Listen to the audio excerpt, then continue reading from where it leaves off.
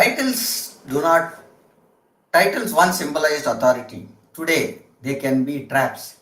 In a world where innovation outruns hierarchy, the leaders shaping today and tomorrow are defined not by their titles but their mindset.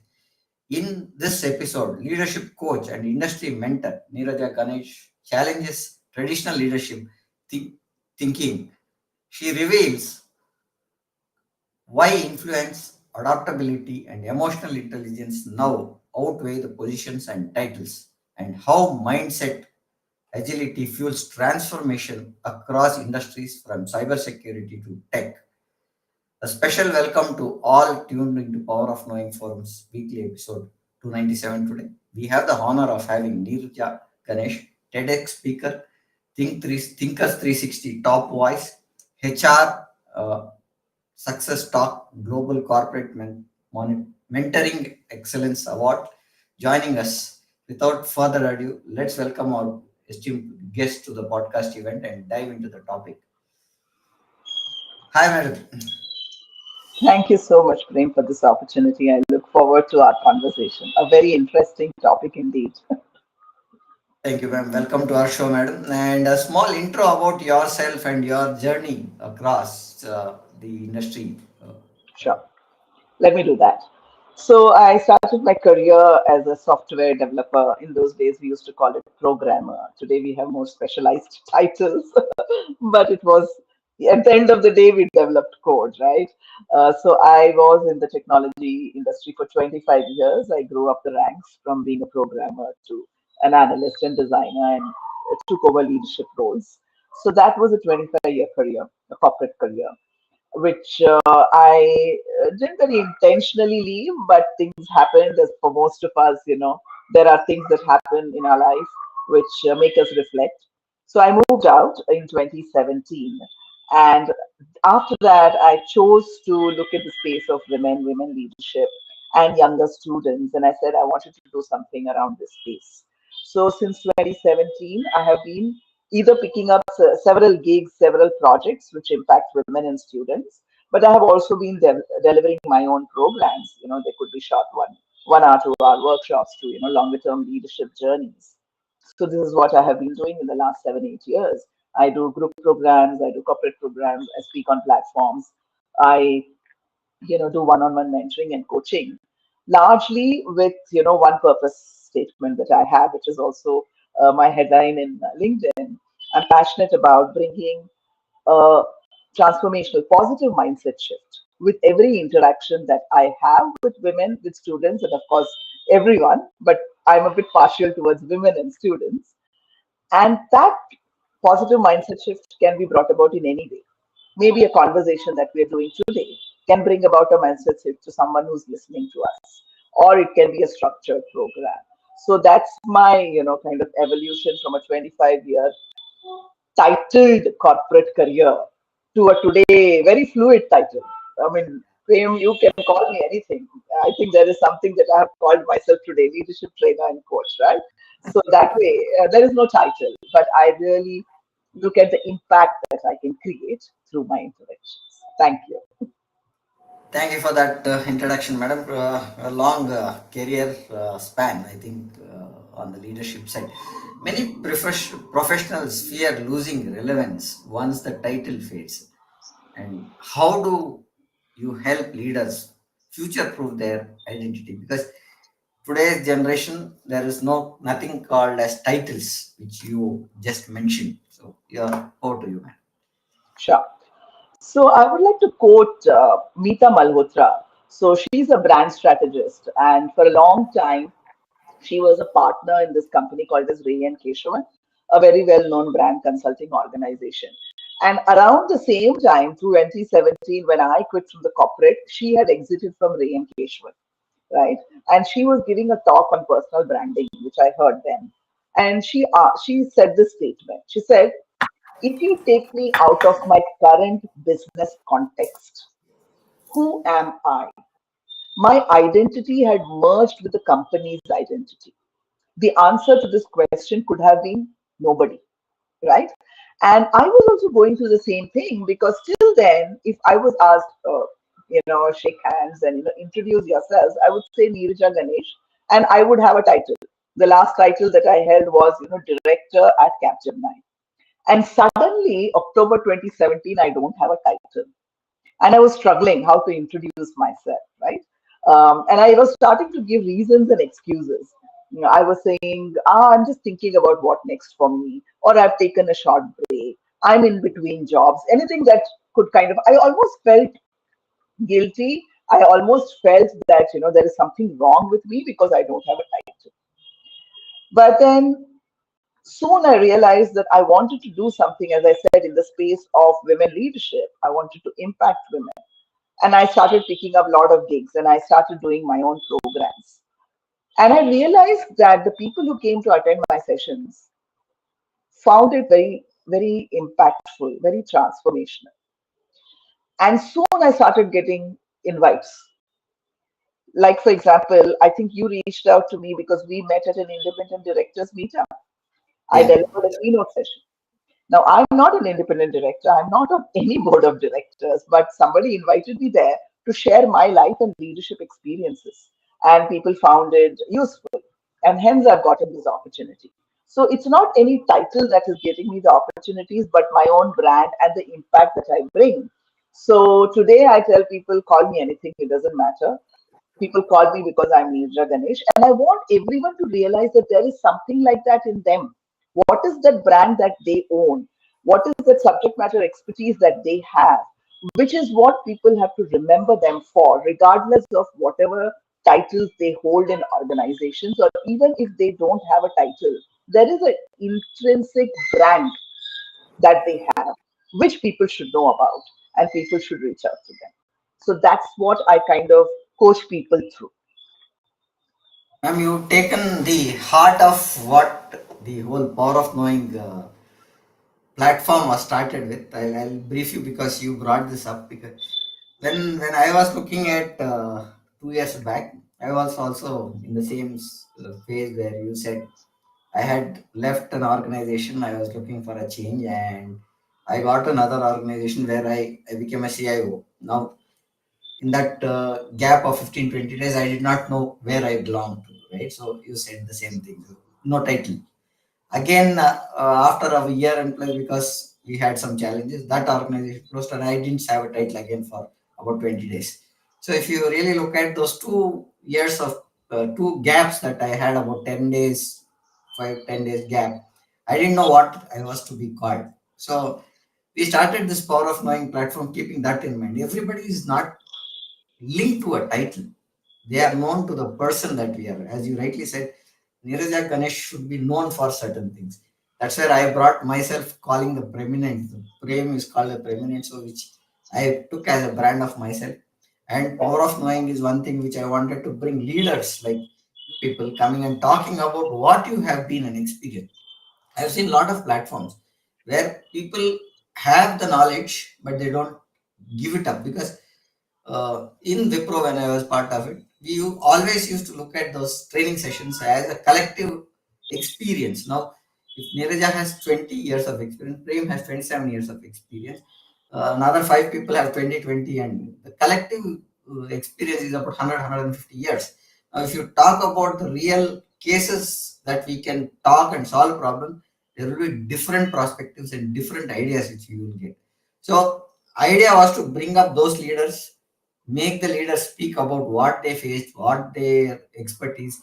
We don't give titles or topics to the speakers. We take the experts' opinion in saying that what is their domain. Based on that, we started curating the titles, then get the approval from the speaker. Then we bring the questions together and see if these work out and so. That's how the whole structure. We wanted to have that name being built rather than a title being built. So Sure. that's the main purpose that we started Power of Knowing as a platform. Thank you for bringing up that here while we started the program itself. In the And the fast fact moving, and the fact that you're at 297 tells you that you've done the right thing. thank you, 297th episode. thank you. In the fast moving tech teams, leaders fear being replaced by younger people and more digital talent. how can mindset bridge the generation gap? Yeah, so I think gone are the days when we felt that, oh, you are 10 years experienced and hence you know it better than a fresher, because technology and OpenAI has kind of made all of us equal, right? Literally, it is at our fingertips. Learning is at our fingertips. Whatever I want to learn, I can go. There are enough YouTube videos. There is power of knowing. There is a chat GPT, and I can learn. It's all dependent on my curiosity level, my interest, my passion to learn. So I think the first and foremost for everybody, whether the person is 20 years old or 50 years old or more or less, is that let's get rid of the mindset that number of years equals wealth of knowledge. Of course, there is a lived experience, and that knowledge, I'm not going to discount it for sure, definitely. However, when it comes to knowledge in terms of skills, it's available in plenty. And the recommendation here is that today is a world of collaboration. It's not a world of competition. Okay. And what we can achieve through collaborations surpass what we can achieve individually, right? So the podcast is a fantastic, opportunity like that. Like you could have decided, you have immense knowledge with your X number of years of experience. So you could have said, every week I'm going to pick up a topic and Preeminent is going to talk about it. You could have done that, right? However, you chose to collaborate with industry experts and said, let's bring that collective knowledge. And hence, your podcast is super successful than you just running it by yourself. So, my submission and my encouragement to everyone here is that don't start looking at people with age and what have they done. In fact, I was reading somewhere, and I'm forgetting. I think it was Simon Sinek.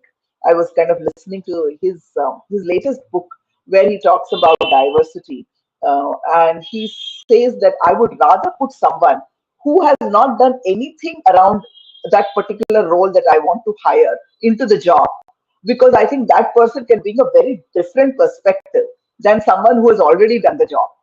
And when you get that different perspective is when you really, kind of innovate and you really kind of flourish.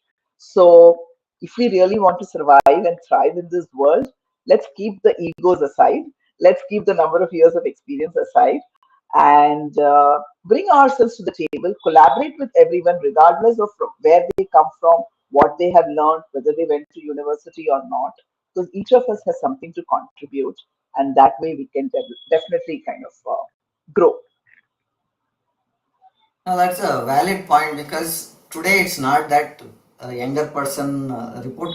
See, many of the people, what I have seen is younger people are fast in decision making and they think differently, and that is a real way that in few of the meetings that I used to do, I've learned it from Simon Sinek only. Leaders speak last, right? So that's the point that Simon Sinek always has been telling. So in the meetings that I attend in the current organization where I'm consulting, we sit and we ask the teams to talk about the problem and we just listen. Yeah, When we listen, the kind of conversations that come up are really nice and they have a different perspective to each of the solution and you'll get three, four different solutions for one problem. That's the way people think today. They are not the same person and they want to be heard. That is the biggest thing that the new generation wants to look at. They want to tell out their ideas, they want to see how it works out, and they want to voice out those ideas and take a confirmation. And they like feedback. Very, very important for them. Coming right. to next point, again, as you rightly said, you are talking about women, right? So I want to bring up one point. Women in leadership often fear being labeled instead of being heard. How can mindset shift reclaim authority? Sure. I have to say that as I was growing up in the careers, I didn't think of myself as a woman. When I say that, I mean, if some feedback came to me or somebody said something to me, I just took it as, okay, fine, it's relevant feedback. And I would reflect on it to say, is it true? And if it is, if I felt there was something true, then I would work on it. If I felt it was not, then I kind of ignored it. This aspect of there is a gender bias, and women, of course, themselves have certain mindsets. The realization came much later. And so, one of the things I would definitely want to tell women who are listening here and to others who want to be allies to women is that don't start thinking of everything as this is being done and said to me because I'm a woman, right? We can keep that aside and take it at face value and really think whether there is some merit in what is being said, whatever feedback comes and whatever is happening. That's one part of it.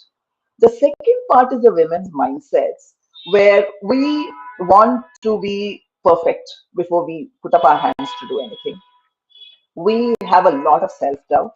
We and this is research which has proven that if there is a job advertised, even within the organization, if there is an initiative, a man who has 50% of the required skills in the job description will put up his hand. A woman, if she has 90%, will say there's a 10% gap, let me fix that, and then I will apply for that, because we want to be perfect. We don't want anyone to point fingers at us. Now, what happens with that is by the time the woman picks up the 10%, it might be another 10 days, it might be 20 days. Somebody has already taken this job and gone. It could be a man, it could be another woman. So now you have to look for another opportunity. And again, there will be a gap in that other opportunity also. The only opportunities where there won't be gaps are where you have already done a particular role. And if you're going to continuously work on similar roles, then there is no growth. So I think as women, those mindsets of I want to be perfect, who will judge me, what will they say, am I ready? I think we have to keep that aside. It's very difficult because the imposter within us will keep telling us, who are you? Somebody will, get to know that you are not yet ready, or you are not have the complete skill set. But we have to calm the imposter. You have to just tame it and say, it's okay, it's okay. What is the worst that can happen? Right? What is the worst? Now you invited me to this particular platform. What is the worst if I make a mistake, or I forget what I want to say or something? You will probably shut down this recording, right? That's all that will happen. You will probably never invite me again, and people who are listening will got to know that Neeraja is not all that great. But nobody's going to kill me, right? You're not going to come to my house now. You know my address also in Jayanagar, but you're not going to come and say, "What did you do?" Right? And I'm going to learn from that experience, and I'm going to get better. So let's take some risks. It is perfectly fine, and that's where the allyship comes. If you don't see women putting up their hand, then try to nudge them and say, hey, I think you're the right person for this role. Why is it that you've not? And the person may say, no, I think I have a little bit of gap. I want to, kind of get better. And you can say that's okay. You can learn on the job, because in today's ever evolving world, if you're looking at a job description, in the next 3 months, half of that job description will not be relevant because it's so evolving. So let's just if we think we know a bit about it, we can just figure it out. So that's my thing for all the women and the male allies. So what you're saying is labels don't define leaders. So leader can be from any side, right? So Absolutely. valid point, man. Now managers all struggle when leadership feels more political than purposeful, right? How can mindset reset that dynamics? Yeah, so there is one thing called as politics and one thing called as political savviness, right? We can't really go and tell that okay, we should not play politics or politics is bad. If it's there, it's there. I mean, you can't clean it up completely. However, there's also an aspect of being politically savvy, and it is important for us. Let's accept it that as you go into organizations, there is a little bit of political savviness that we need to exhibit. And one of the best ways of doing this is through having a very, very good established network. And I am known as a networking queen. I really tell people it is very important for everyone to build a very large network both within the organization and outside their organization. Because what happens when you have a network, you can actually have a good conversation with the person who you believe is doing and saying something which is not appropriate, right? You may not be able to do it in a closed room, but you can definitely have a coffee conversation with the person and saying that, why did you do this? This is not okay, and all that stuff. Networks are very, very powerful. I was listening to Lalit Ahuja, who's the CEO of ANSR. That's one of the organizations that is bringing in and establishing so many GCCs, Global Capability Centers in India. And somebody asked him on, this was on a panel discussion, uh, if because when GCCs are being established in India, you obviously have to find that many leaders. So the question to him was, if you have to identify one leadership trait in a potential GCC leader, what would that be? And we know leadership can be 20 things. He, without blinking an eyelid, Lalit said, influencing without authority, which means that if we are in positions of authority, of course, we have a lot of power. And so we have the power to punish, we have the power to appreciate and reward. So people will do everything for us because they're scared of us. Yeah. But many times we don't have that positional power. And even if you have positional power, I mean, how long can you keep, getting work done because of a fear quotient? Soon the person will move away to another team, but you may still need him or her to do something for you. So influencing without authority is a fantastic trait, and every leader should have that. And the only way to establish that is through networks. When you have large networks, your influence really expands. It expands 100 times, 300 times, depending on how big your network is and how influential that network is. So, from the political aspect, I think if you're good at networking, you will sort it out. No, I'll take an example here, madam. I was reading this five leadership laws of from John C. Maxwell, where he said is if you want to identify a leader, you should give him a philanthropical work or a Okay, voluntary work. okay, So if that guy is told you will not be paid for what you're doing, but you will have to manage people who are nowhere related, nowhere reporting to you. They are this is a voluntary activity and you lead this activity. So if you're able to bring that kind of a leadership, then the title does not matter. So he absolutely. always says that in the five levels of leadership, he talks about how he gets a job and how people make him go to that level where he becomes the authority. So that's an amazing way of articulating where I've learned from John C. Maxwell is that the five leadership levels, step one, step two, step three, and how you go and how level one needs that networking. Level two, you go how that networking helps. Level three, you go how that network. But when you talk to level one, you should go to level one again. You should not talk on the level three again. So you should Right, go to level one and talk to them. When you talk to level two people, you should go to their level two, and talk to them. Now, if you talk to level one at an authority of level three, you will not succeed. So he used to absolutely. say that. So that's a very clear demarcation saying that how titles don't matter when you go up the ladder. And you need to have the team talking in such a way that they matter to you at what level you started with them to work. True, So true. that's Very one true. pointer that I've learned from. Now, coming to the next point, tech leads feel trapped between innovation and bureaucracy. How does a growth mindset help them break through? Yeah. I think and this is also for leaders. These are organization leaders that they need to ensure that they give a little bit of leeway to the teams, to the people, to learn and to develop innovative, propositions, regardless of whether they see it being useful to their current organization and their current role. I think the Googles of the world have done that and succeeded because I have read it that every person in all of these, big corporations have about 20% of time given to them saying, go ahead and figure it out, do something. And many of the products, I think even YouTube was an outcome of one such, play that Chrome and we did. what I have learned is Chrome and YouTube were such innovations. Exactly, right? And look at where they have reached. So that's for organization leadership. For people, I think it is important for us. The only way to break this, if there is an authority which is saying that no, just do your job and that's all there is to have very open communication, because communication sorts out most of the challenges that are there. In today's world, especially in the multi-generational organization, the communication is broken because the 20-year-old thinks that the 50-year-old doesn't realize what he or she is doing, and the 50-year-old thinks otherwise.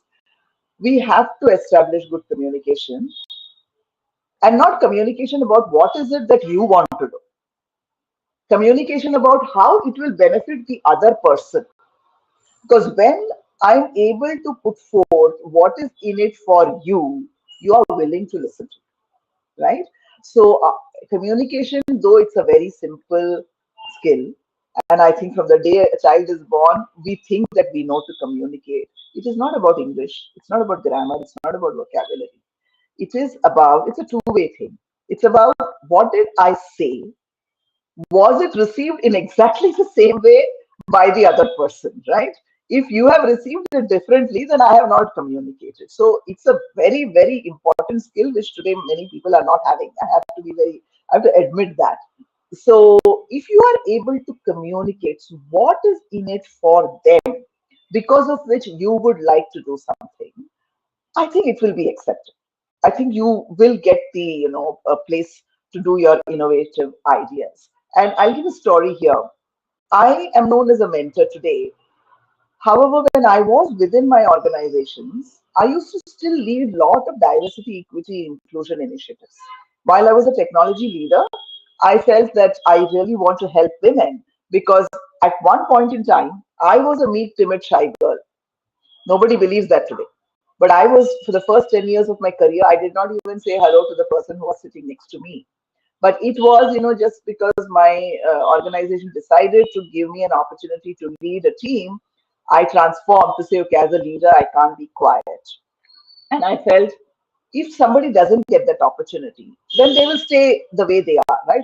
If nobody had told me, Neeraja, come and lead this team, I would have continued to be meek, timid, shy, and I wouldn't have been here today. So I don't want people to keep waiting for it. So I started running all these initiatives. I started mentoring women in the organization. And then I said, okay, I want to expand. So I started becoming part of platforms for women where I put myself as a mentor. Now, a lot of people come and ask me this question: how does your organization allow it? Won't they think that you're spending more time outside the organization? I said, if I'm able to narrate a story about how one of my mentorship discussions has transformed somebody's life, transformed somebody's career decisions, I think the organization is definitely going to see value in what I'm doing, right? So it is important for us to communicate it in that way, and largely, I think people will kind of accept it. That's how innovation comes back. Your point is very valid when we talk about having leaders understand what we should be telling and how should we break that innovation and bureaucracy barrier with the mindset that we are looking at. And what you said also was very important. When we handle a large team, the dynamics of understanding them, how they behave, and what is their needs really makes a difference when we move out and that team feels that he was a manager whom I would relate to, or this is the references, this is the mentoring that he's done. So you are remembered even after what you have done or left your organization. That is the impact that these transformational leaders were able to. Now, looking at post-pandemic leaders battle burnout, right? So this is a biggest topic that is being discussed nowadays. Is every time we are available, you don't have a time slot, whether it is official or personal. That was a kind of a burnout. How can a mindset shift rebuild resilience here? Yeah. So I think it's not a great practice, and everyone needs to kind of build boundaries. Yeah. Okay, and I kind of talk about for individuals. Let's look at what our priorities are. When I talk about work-life integration as a topic, largely for women, but I think today it's applicable to everyone. It's not about balance. You can't really balance. It's not about 8 hours, 8 hours, 8 hours, 8 hours of work, 8 hours of sleep, and 8 hours of something else. It's impossible to achieve. But you can definitely integrate everything. To say that today at 6:30 I had a podcast appearance. 6:30 may be my time for something else. But I had to be available for this podcast appearance at 6:30, which cannot be shifted. But whatever I was supposed to do at 6:30, can I make that happen at some other point in time? Right? So it's an integration of everything. So if this is a priority for me, then I will ensure that this will fit into my schedule. But say at 6:30, I was asked to, be with some friends somewhere, which is also a good priority to have.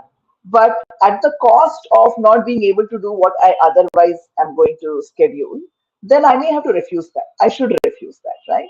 So it is very important for us to have our priorities listed. You don't have to do everything that everybody else is doing. It's a very, very difficult state today. What is it called? It's called a term, right? I mean, FOMO, fear of missing out, because you are looking at everyone on Instagram, you are looking at their fantastic, pictures and their holiday stories and all of that, Holidays. and there is a FOMO that is. But you don't have to. I mean, if it is your priority to take a holiday, then you schedule it in your calendar. But if it is not your priority to take a holiday, then it's perfectly fine, right? So put your priorities as one, two, three, and ensure that if there is something which is not fitting into that priority, you will have to refuse it, or you will have to delegate to somebody else. Delegation is also a great leadership trait. That's the only way you grow and others will grow. Only when others grow, you get the space for you to further grow, right? So these are the two things I talk about. And then you should have your boundaries and respect those boundaries. So I always quote, Neha Bagaria, who was the head of jobs for her when I was, running her not-for-profit foundation. We used to work. I mean, I was passionate about that. So I used to work whatever hours because I really wanted to create that impact. But I would see that she would not be available, say, after 7 or something on calls or on emails because that was her family time. She had very clearly told all of us between 7 and 9 or something, she has a family dinner and then she puts her kids to sleep because she had younger kids. So all of us knew. So unless and until it was an emergency of sorts, we wouldn't expect her and we wouldn't message her. But she would be okay to come back after 9, 9:30 to check some emails and to kind of respond to some calls if there was a need. And that's how you build the boundary, right? To say, I'm available, but between these hours, I'm not available. I can definitely look at emails after 9 for an hour, but between 7 and 9, sorry, it's my family time, it is my me time, it is whatever time. And then we have to respect that. That is in our hands. I always say that if I schedule 1 hour for myself from 6 to 7, and I get a call from my friend, that 6 to 7 was supposed to be me, on maybe I'm walking, maybe I'm reading a book, or maybe I'm sitting with my daughter and doing some homework. If I get a call from my friend, am I taking that call? Or am I kind of messaging the friend and saying that not now, I will talk to you tomorrow? We have to respect our own calendars. That is also very, very important. So tell the whole world that in between these hours, I am not available unless it's an emergency, and respect your calendar. I think with that, the burnout can definitely be reduced. Prioritize and respect your calendar. Your calendar should have only your priority items, not because the rest of the world is doing something. I'll take two examples here. I was going through Indra Naomi's one podcast recently where she was saying is how to manage priorities, right? So you touched upon it. She had to go for a call, and her daughter had told that tomorrow you have to bring chocolates and homemade chocolates to the school, where and it was her turn. So I think she forgot, and her daughter told in 1 hour you need to be there with the homemade chocolates. Now, Indranomi was on a pressing requirement, but she called somebody in the cafeteria and said, 1 hour you have time, homemade chocolates delivered and this should be packed in whatever ways, and it has to be. I'll pay whatever it is. This is a recent podcast I was looking at, and she was able to get those chocolates. Went to the school and the chocolates and everything. Then she said, now I had priority things. Now when I had forgotten something or I missed something, she made a very clear statement. I can share that podcast link. Sure. But she said priorities shift when family time comes in and we have missed something on the family. And we need to manage it the way that is needed at that time. So that is the first thing. The second thing about you said about Instagram having a lot of reels on a holiday and stuff like that. Many people do that on the post and say, I traveled here and there. My boss, I would refer to him, his name was Mr. David Matthew. He used to say, this is 1 hour, this is my time, and this time I will not be available. Okay. And he used to say, if you see free in my calendar, then you can talk to me. You can come and talk to me, but see my calendar. If I am there or not, my calendar is updated. The third point which I wanted to say was one person who had taken a leave, as you said, and she's not available at this time. He made one statement in his out of office mail, and I really have kept that in my mind always. He had written, anything is on emergency, please visit the nearest hospital. Rest all can wait till I come back. This is a literal out of office that he had put on his this one. So there is nothing urgent that you will die tonight. So if that is the kind of thing that you are there, this is the nearest hospital. Otherwise, everything can wait till I come back to office. These three points I just wanted to make a point where most of us don't take that initiative of putting these priorities in a sequence, and we don't look at these as our personal time also. We try to overdo things, and that's where I think you mentioned on burnout and other stuffs coming in. Now, why do title based hierarchies kill innovation, and how do mindset led teams fix it? Yeah, so if it is title led, then you have, I don't know what fancy titles we have today. I mean, everybody is a president and a vice president today. So I True. really don't know what that means. Okay, which means that someone has to submit their proposal for an approval, and then somebody in the hierarchy is going to look at it and approve or reject based on whatever. I mean, it could be budget, it could be impact, it could be stuff like that. And in that line of command, uh, time is wasted, and I will say wasted, right? Time is wasted, and with the number of questions that you are asking the person, because yes, you need to understand whether it is relevant or not. The curiosity, the creativity is also dead, by the time an approval is received. And in today's fast-paced world, what is innovated today, if you don't do it, somebody else innovates, and then it's kind of you are redundant. Then that particular proposal is redundant. So I think they need to have, of course, approvals are required, but they need to have a particular structure to say self-approve certain things.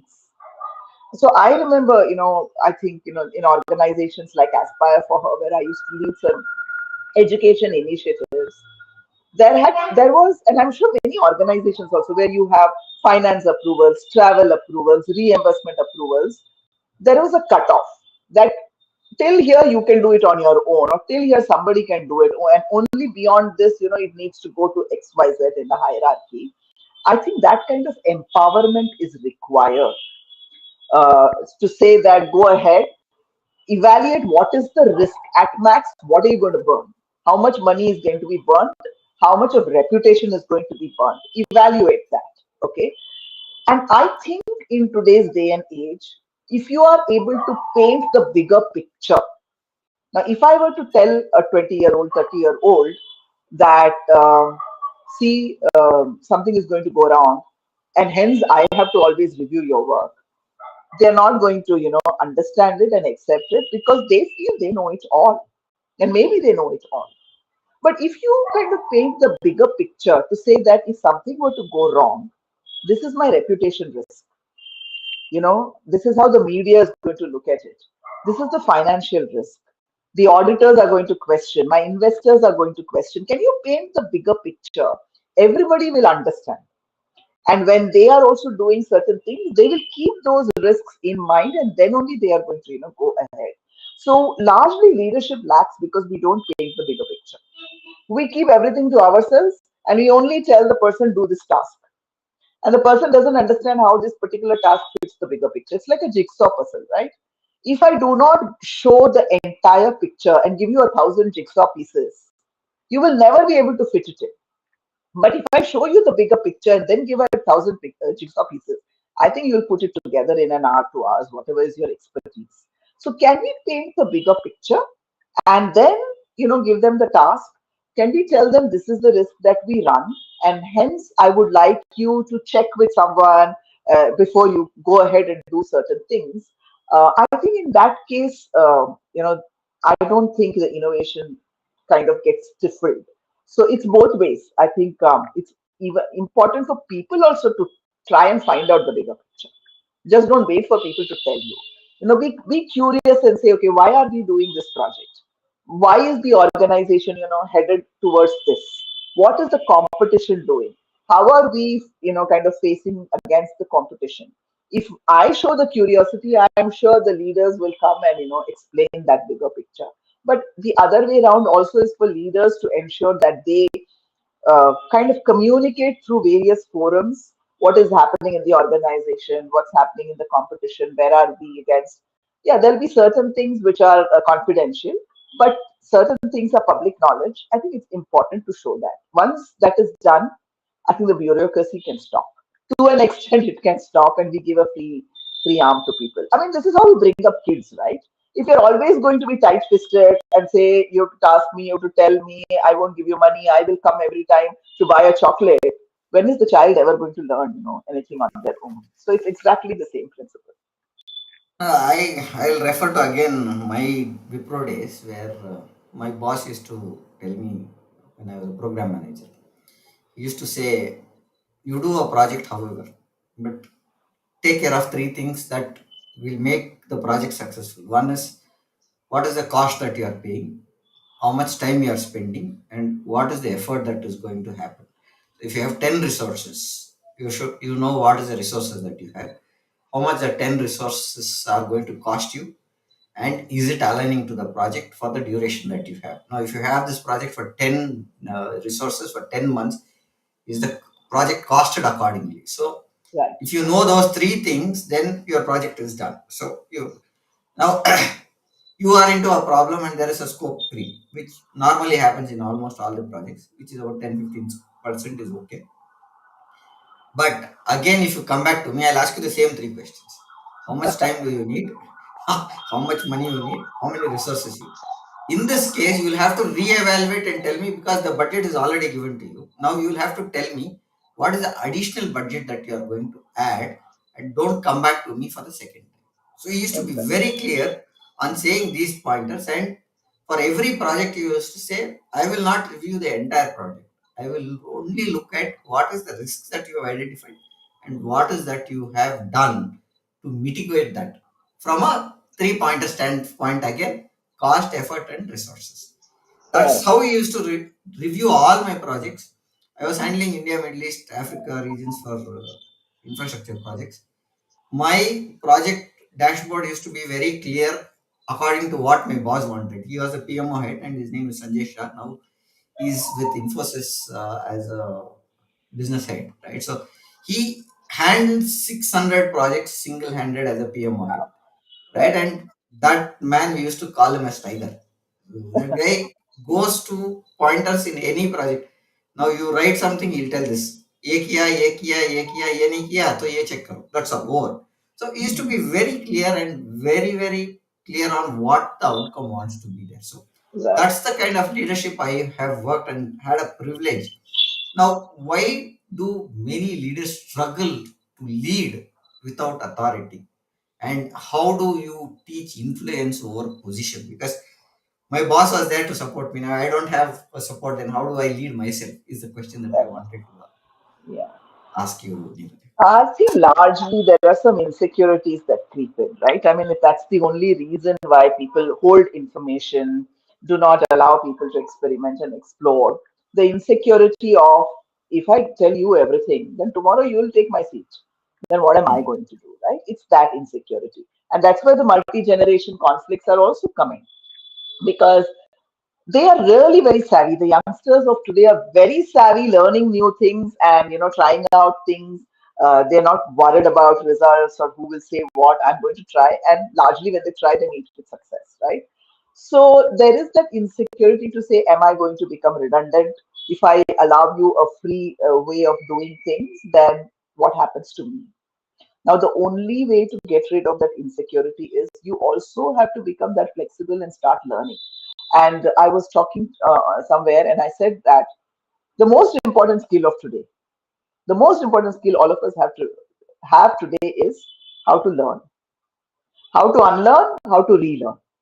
If we don't have that skill, we are going to be redundant tomorrow or maybe sometime today itself.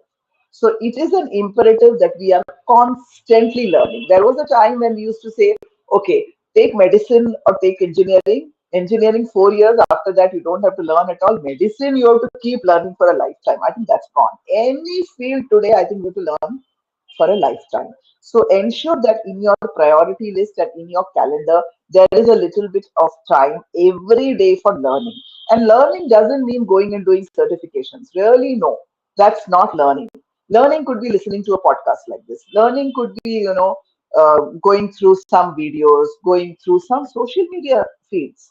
There is so much of learning available through some interesting social media feeds that come.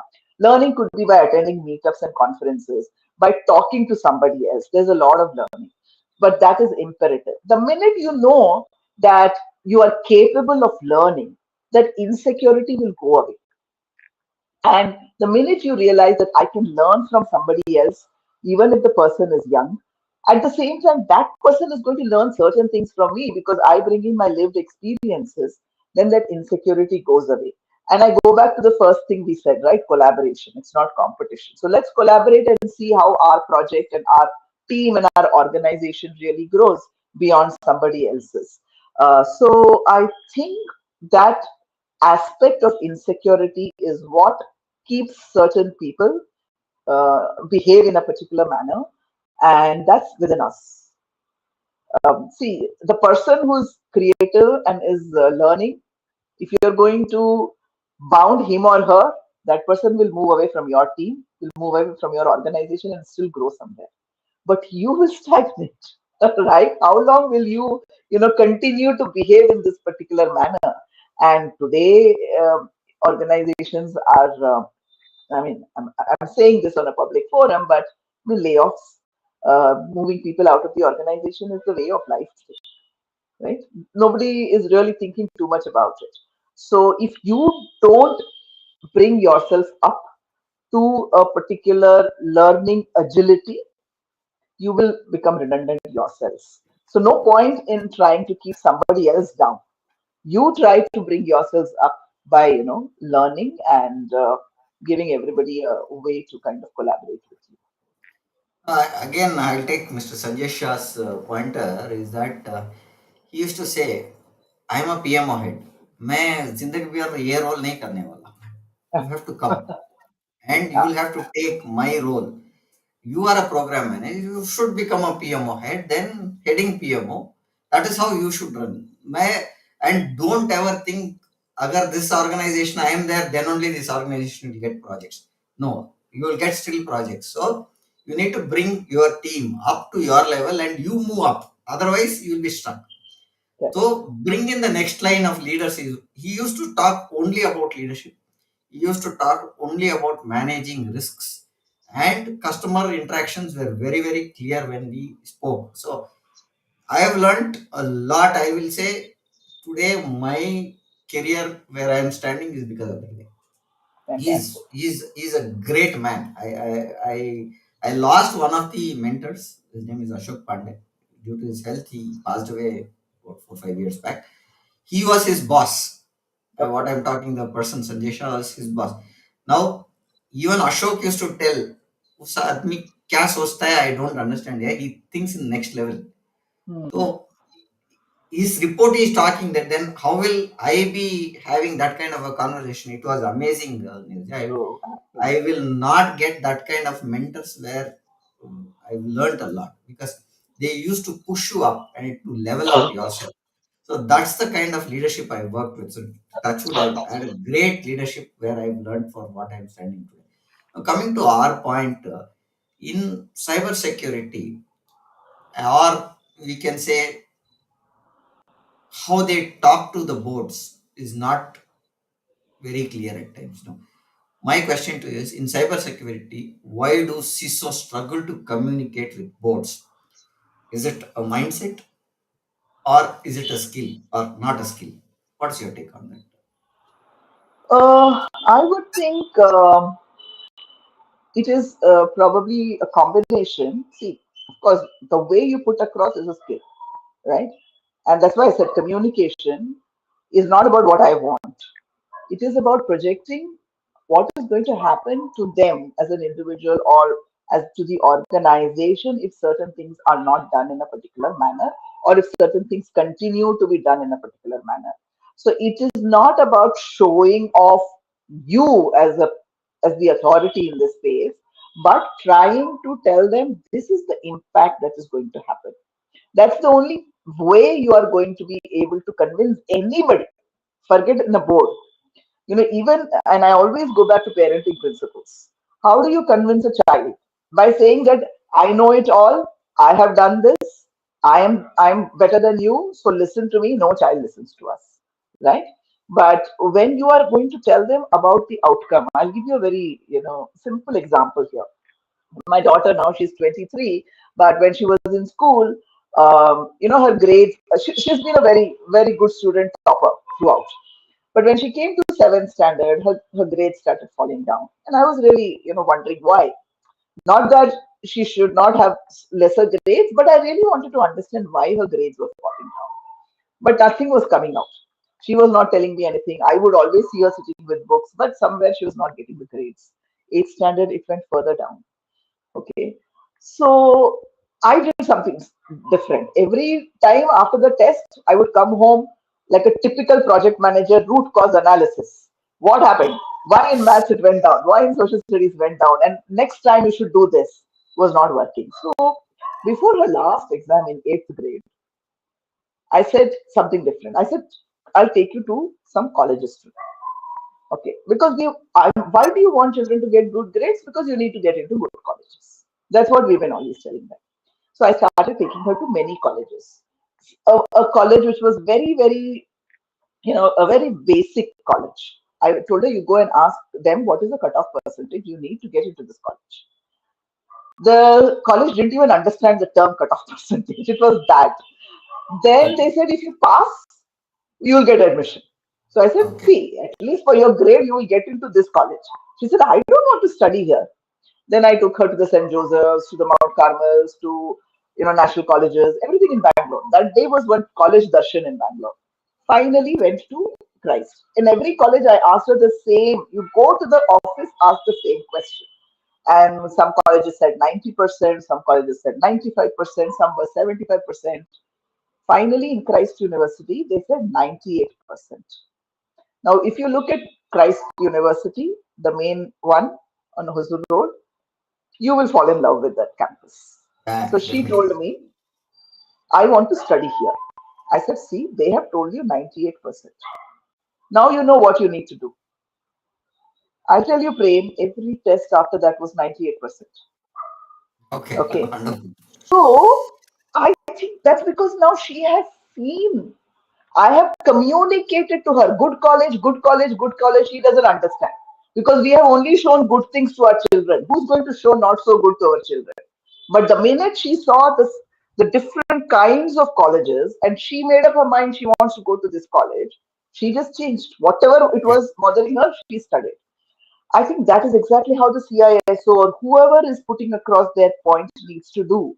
What is the impact to the other person? What is the impact to the organization and not show off your authority and your expertise?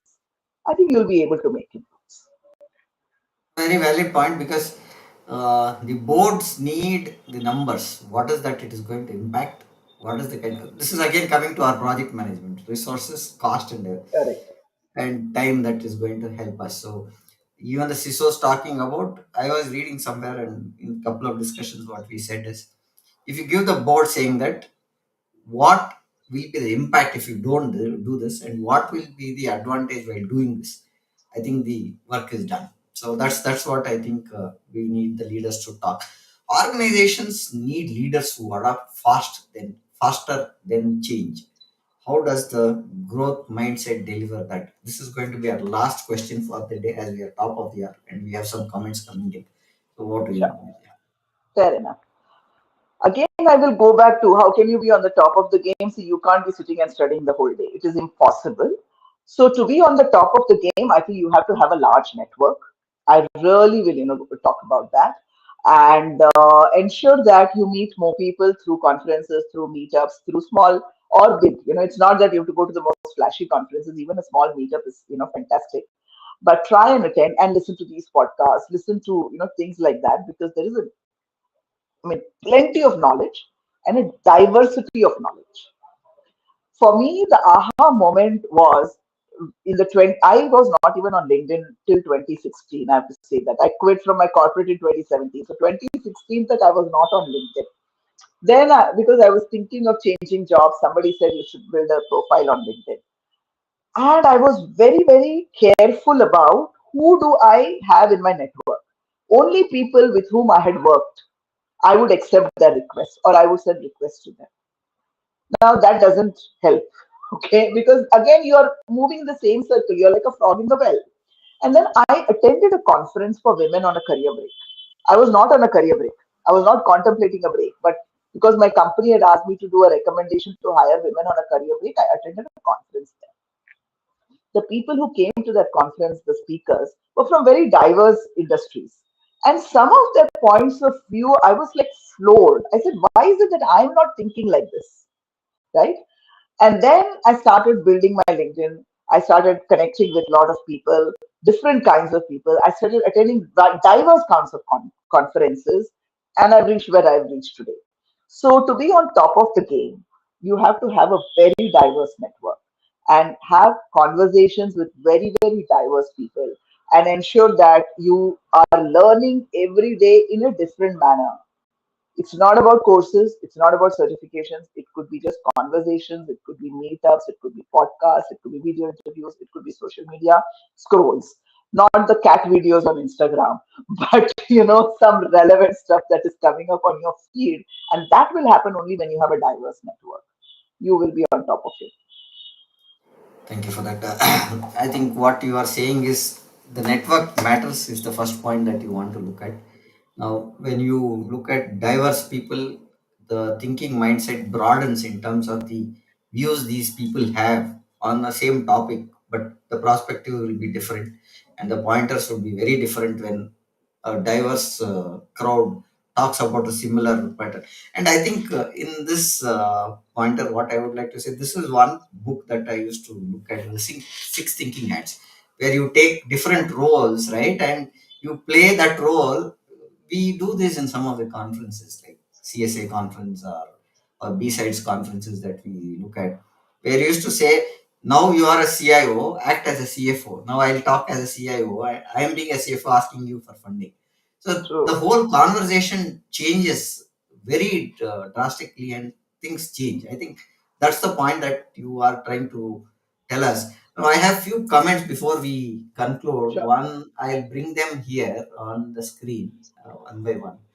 So this is Kavita saying, I can connect to lot of what you are saying, Neeraja, is the point that she said. Thank you, Then, Kavita, very good friend of mine. then there's someone from Hong Kong saying hi. It's not that he has a pointer, but he's saying hi.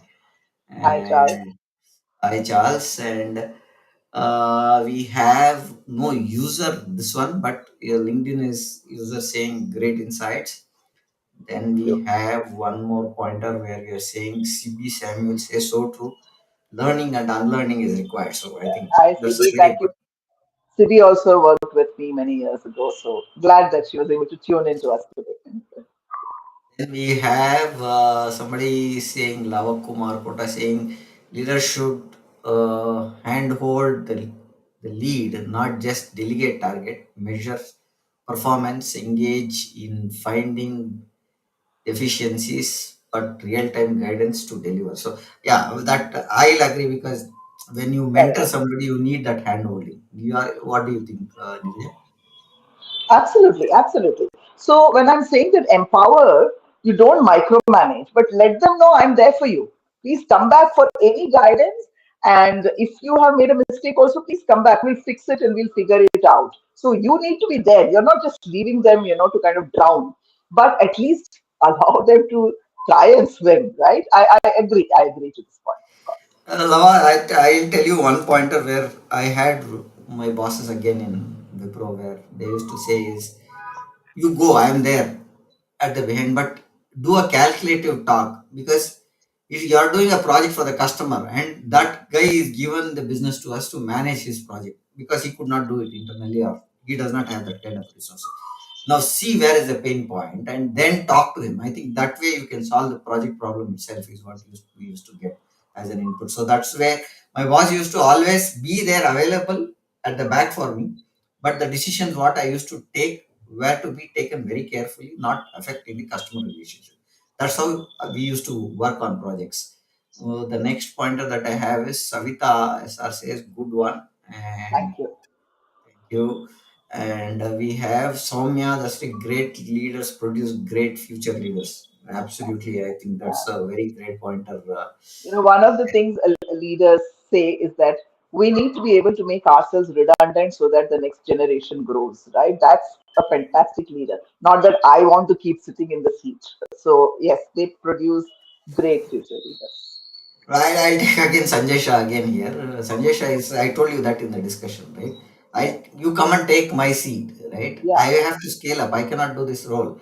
And we were taught to say that if you feel you can take up my role, I have 100 things to do, come up to my role and take it. So future leaders are brought up like that only. You give them challenges, you handhold them, and you have leaders built.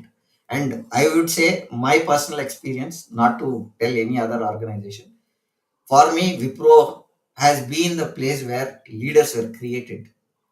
They focused on bringing up leaders, right? So coming to the next point that I have is okay. This we got. There's another this one great topic. Thanks for sharing your experience. Is with glad. LinkedIn user. We don't have anything there. Then we have LinkedIn user again. Have you seen C-suite leaders actively mentor and develop their second in command within their organization, creating clear path for next generation of leadership? True succession planning starts within. Yeah, I agree on that. Neeraja, your take on it, Neeraja? Yeah, yeah. I think many organizations have a KPI which says, you need to have a 2IC and you kind of have to bring that person, up to your level in XY number of months or years or whatever. It is a KPI. And even if it's not a KPI, I think, as I said, the best leaders are those who make themselves redundant from the current role. And hence they ensure that they delegate, they empower, and they handhold, and that's the only time you can grow, right? If you are aspiring for the next role, that's the only way to grow. I have two more to come. So very insightful. Santosh says that. Again, thank you, Santosh. Vijay Lakshmi Kumar says, very good session. Got to know about many good things about leadership and power of networking. So these are the comments that we had overall, Neeraja, for the Great. session. I'm And I glad. think with that, we are good with the session. And to the audience, we would like to tell you that we have streamed this podcast live on to YouTube, LinkedIn, Facebook, and Instagram. Hope that you found this discussion valuable. And thanks for joining us today. Neeraja, any final pointers that you want to add before we conclude? Yeah, so looking at the topic, the hidden risk of titles, why mindset defines tomorrow's leaders. Titles are just, secondary. It really doesn't mean anything. Focus on building your brand and brand presence, which is what is the impact that you want to create. And it could be within your role, it could be within your organization, it could be, outside. But the minute you know that this is the impact that I want to create, the title is really not going to matter. People will know you and will seek you out because of the impact that you're creating. So go after that. Thank you. Thank you. Our next podcast is scheduled on 14th October at 6:30 with a new topic. That would be our 298th episode, and we are touching 300 by next 2 weeks, and that's what we are looking forward. Looking forward to see you again. Good day and bye for now, Neeraja and the team here. Thank you for joining us, and we would like to conclude the session here. Thank you. Thank you for the opportunity, Prem.